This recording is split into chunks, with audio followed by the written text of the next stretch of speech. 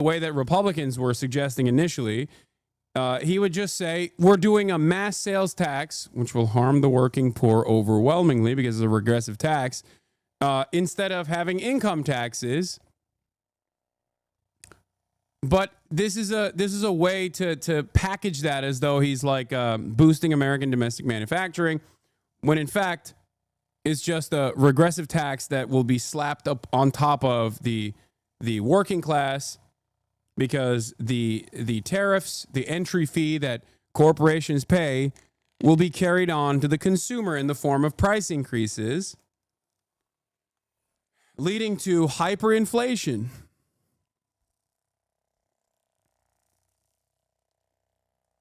And in the process, then they'll shut off income tax, which is a progressive mode of taxation. It's fantastic. Do you think that this is just a stupid person's way to de facto increase taxes without saying they are and selling it as a nationalist project? It's not even a way of increasing taxes across the board. It's a way of increasing taxes on the working poor while cutting taxes even further for the wealthy. It is another wealth transfer. That is what is going on here. That is what's so nefarious about this agenda, because I don't believe that Donald Trump is pro-labor, pro-working class at all. I'm sorry. He has done nothing that shows me that he is genuine about his interest in boosting domestic manufacturing. I think he's simply using this tariffs structure to, one, undermine the World Trade Organization because of the favored nations benefits that China gets. And he wants to decouple trade from China. He wants to claw back as much trade from China as possible and other developing nations as possible, because the Trump administration is, I think, more honest about the death of American empire than neoliberals are. They realize that America is dying, China is dominating, and they want to fight back to the best of their ability in the interim. But I still think it's going to fail. Because in order for this to be the American prosperity decade, you would need to ironically do China shit here in America, something that I've been advocating for quite a while at this point.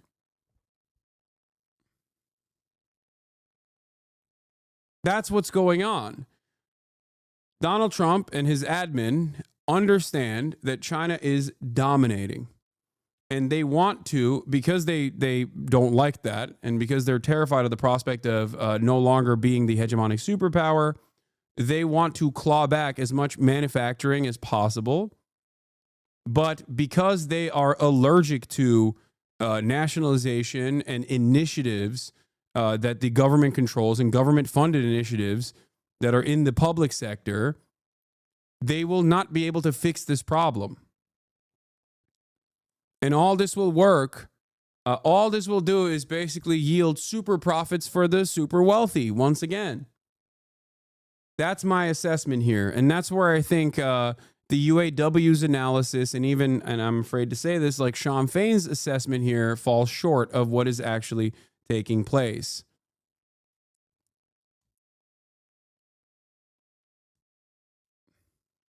Is ensuring economic stability here in the United States of America. This is a common sense policy. And if these countries wanted to negotiate, if these countries wanted to do what's right, they've had 70 years to do it. I think, Pamela, the end of her answer there, saying they had 70 years to negotiate, is really key here, because that's the question now. Where do we go from here? We're going to see, as Vanessa just laid out. Yeah, like Jonah Furman, obviously doing comms for UAW, friend of the show, Jonah. He's great. Says, GM moves to increase production of light-duty trucks. GM production increases out of its Fort Wayne plant, according to Reuters. Jonah says, I guess strategic tariffs can work. I wonder if people smirking about other blue-collar layoffs will acknowledge and celebrate this, or just keep defending a broken trade status quo. These guys understandably despise free trade, the free trade agenda and the free trade reign. And Trump is breaking that, but I don't think he's breaking that at the behest of labor. I think he's breaking that in a really stupid way, in a way that Americans would not see the benefit from, in a way where wait, hold on.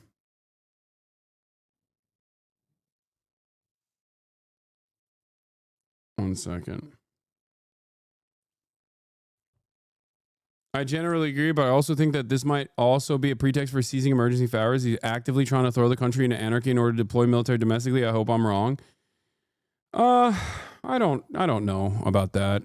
Always seems like a catch-22 since we're also moving jobs back to the imperial core. Happy to see more domestic union jobs, but do you think it strengthens the labor movement internationally? I think it raises the share of profits going to labor when multinational corporations have to pay $37 an hour instead of $3 an hour.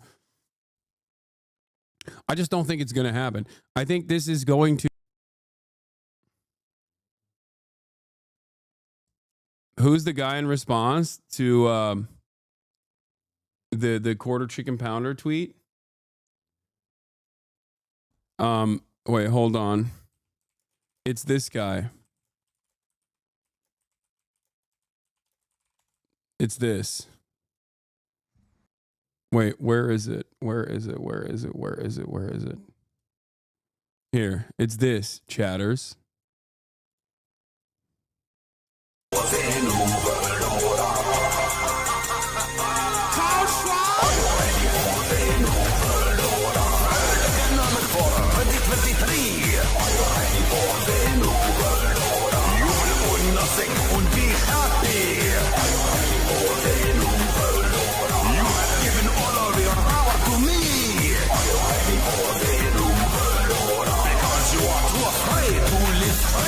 This is Klaus Schwab, and I'm here to say you must give more of your rights away.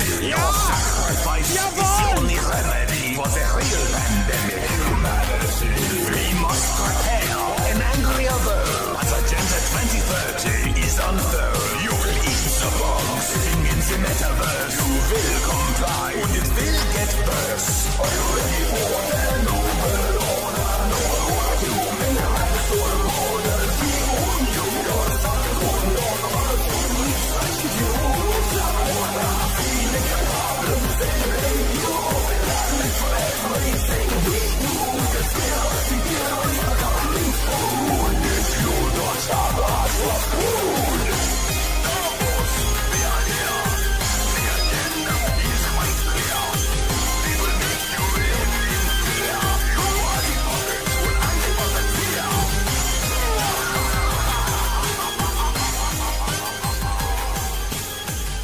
Yeah.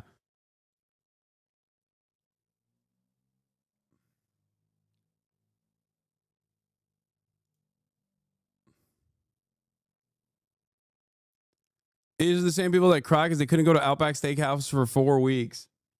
Yeah, they're doing the same shit. They're doing the same shit, which I will address and I will get into in a little bit. But let's keep looking at the glorious stock market crash. Okay, stocks are plummeting. Are you ready for the new world order?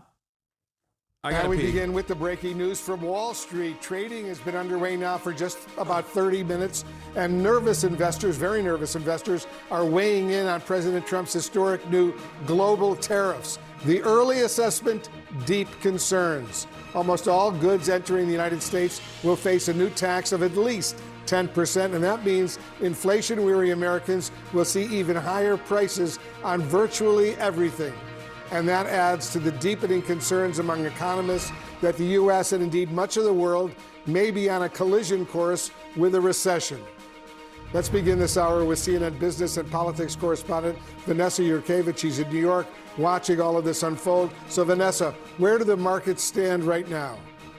Wolf, markets are tumbling as investors are really digesting worse than expected tariffs. You have the Dow, the NASDAQ, and the S&P all down below, as you can see there, 3%.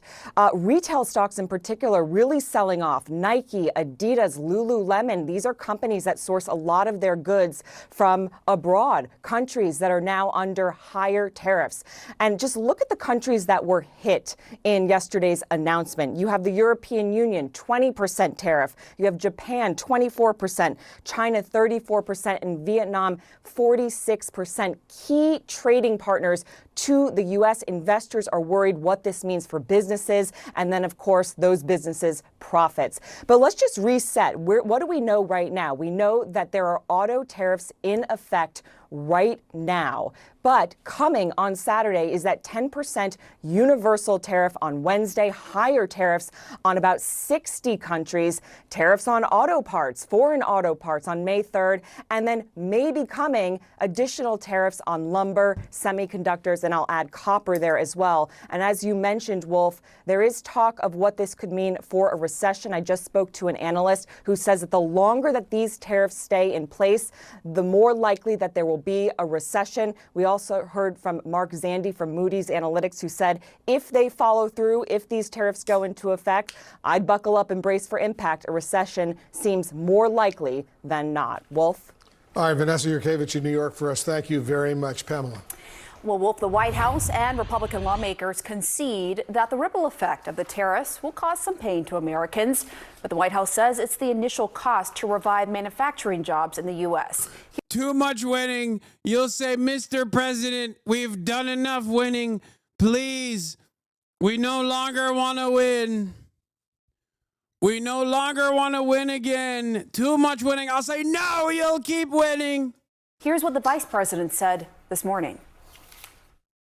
For 40 years, we've had an economy that rewards people who ship American jobs overseas and raises taxes on American workers, and we're flipping that on its head. We're going to cut taxes for American workers and for American companies that build here. We're going to make it harder to ship American jobs overseas. It's a total shift in the way that we've done economic policy in the United States of America, but it was necessary. Hey, Americans. I know that you've seen your 401ks diminish by like 30%, but have you said thank you yet? Have you said thank you recently? Have you said thank you, Mr. President?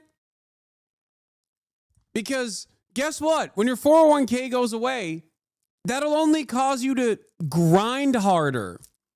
I'm doing this for you. I'm doing this for you.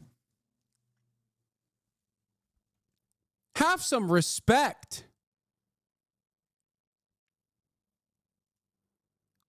Yeah. Have you said thank you once? I don't hear it. All right, let's go live now to CNN White House reporter Elena Trina. Elena, what else are you hearing from the administration this morning? Well, Pamela, it's clear that the White House has been very intentional in its messaging. You know, despite some of the president's defenders, Republicans on Capitol Hill, others who have argued that the president is a pragmatist at heart, that perhaps he would pull back on some of these tariffs, it's clear they were wrong. The president was serious about this. And as Vance just laid out, and as we've heard from other top advisors this morning, he is committed to these tariffs really because he fundamentally believes the United States is getting taken advantage of, and he wants to really break the trading system that has been built over the last 70 or 80 years now and see this realignment. Now, we heard from Press Secretary Caroline Leavitt this morning. She was speaking with CNN. She said that, you know, this isn't going to be a negotiation. This is a national emergency. Listen to how she put it. The president is firm in his approach, and the president is... Yeah, J.D. Vance also revealed the second incredibly nefarious side of this, which is that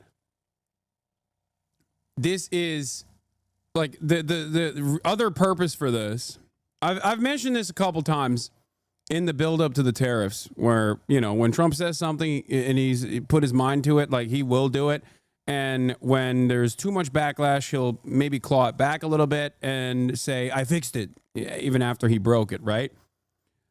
But in the lead up to it, I kept repeating, like, there's a couple things that he's going to do here, which is, I think he's trying to abolish income tax, which is insane. It is like one of the only progressive taxation methods that the government has, even though it still tremendously benefits capital owners, because capital owners get taxed at a much lower rate because they get taxed on capital gains rather than straight income, right? They get taxed on capital gains rather than straight income. So this, like, even though there needs to be more work and there needs to be an increase in the top marginal tax rate. And also additional taxes on wealth as well. Okay. We're moving in the direction of abolishing that and saying, see, we're filling our coffers with tariffs instead of income tax. It's a long-standing Republican project. But of course, if Trump were to do it in the